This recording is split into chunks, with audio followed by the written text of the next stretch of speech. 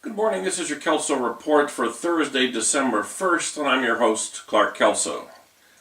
In recent years, the United States Supreme Court has become more sensitive to the question of whether Congress has actually authorized various causes of action against federal and state governments for alleged violations of federal law. Most frequently, we see this issue arise in the context of sovereign immunity and purported waivers of sovereign immunity.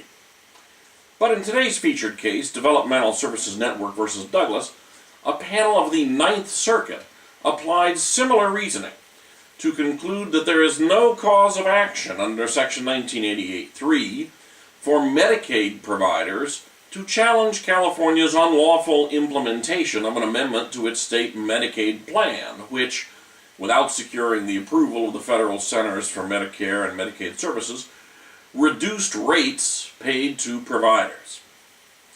The district court in this case had issued a preliminary injunction forbidding implementation of an amendment to California's plan that set provider reimbursement rates for the 2009-2010 year and for each year thereafter. The state appealed.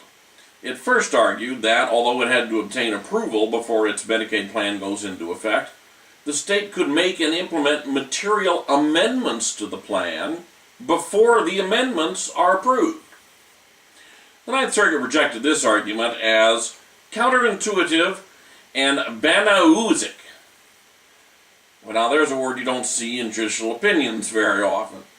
Well, more to the point, the exact argument had been repeatedly rejected by the Ninth Circuit over the last 30 years. The law is clear. The state is obligated to submit and obtain approval of a plan amendment before implementation. However, the fact that federal law requires the state to do something does not necessarily mean that providers have a cause of action under Section 1983 to enforce that law. In order to seek redress through Section 1983, a plaintiff must assert the violation of a federal right, not merely a violation of federal law. The Supreme Court has generally looked at three factors in determining whether a statutory provision gives rise to a federal right. First, Congress must have intended that the provision in question benefit the plaintiff. Second, the plaintiff must demonstrate that the right assertedly protected by the statute is not so vague and amorphous that its enforcement would strain judicial competence. Third, the statute must unambiguously impose a binding obligation on the states.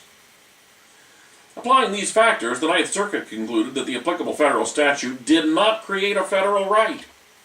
In particular, no provision in the statute appeared to unambiguously confer a right upon providers, and the requirement of the submission of a state plan amendment to the federal agency appeared to be a general or administrative provision rather than one which confers individual entitlements. In these circumstances, the Ninth Circuit held that there was no federal right established under the statute, the violation of which could form the basis for a cause of action under Section 1983. As the panel noted at the end of its opinion, quote, "While it is regrettable that the state refuses to abide by the law, that does not mean that a right which will support a cause of action under Section 1983 has been unambiguously conferred upon the providers. They cannot maintain an action under that section," close quote. The panel remanded the case to the district court so that the court could examine the question of whether the district court's injunction could be upheld under the Supremacy Clause. That issue, whether a private party may sue under the Supremacy Clause to enforce the federal Medicaid statutes, is pending in several other cases before the United States Supreme Court. So we now must await action by the Supreme Court before we will know whether providers in California can successfully challenge unapproved Medicaid rate reductions. For California's budget, this is a $1 billion or so question, so we will all definitely stay tuned. Now our one-liners for the day. First, an immigration case in Lizama Garcia v. Holder. The Ninth Circuit held that it was error for the Board of Immigration Appeals to deem abandoned the petitioner's application for adjustment of status under the Nicaraguan Adjustment and Central American Relief Act, when the petitioner inadvertently crossed the Mexican border and immediately turned around to re-enter the United States. The government argued that the statutory language unambiguously required the application to be deemed abandoned as of the moment he crossed the border, even if his departure was inadvertent. The Ninth Circuit noted that language at the beginning of the statute clearly referred to situations where an alien had a desire to leave the country and return. The majority held that this prefatory language limited the scope of the entire statute. There was a dissent that complained that the prefatory language was not clearly intended to limit the scope, and that in any event, the majority should have deferred to the agency's interpretation of the statute.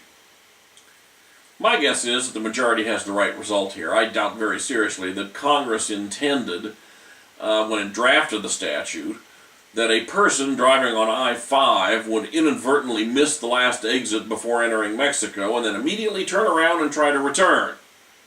Seems to me that justice was done in this case by the majority.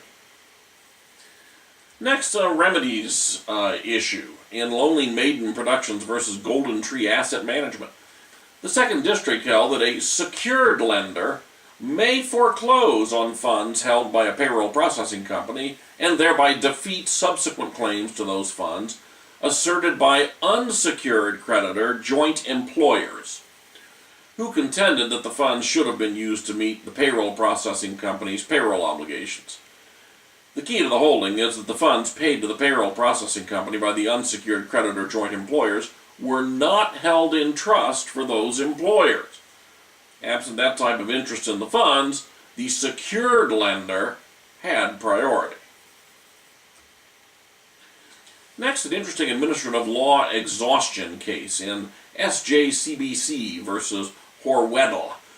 The Sixth District held that the usual rule requiring exhaustion of administrative remedies did not apply when the only way of triggering an administrative appeal was for the petitioner to violate the local department's nuisance abatement order, which is the order the petitioner wanted to appeal. Forcing noncompliance as the only route to exhaustion of administrative remedies does not provide an efficacious administrative remedy, and therefore the exhaustion rule does not apply. The Sixth District remanded so the trial court could now proceed to address the merits.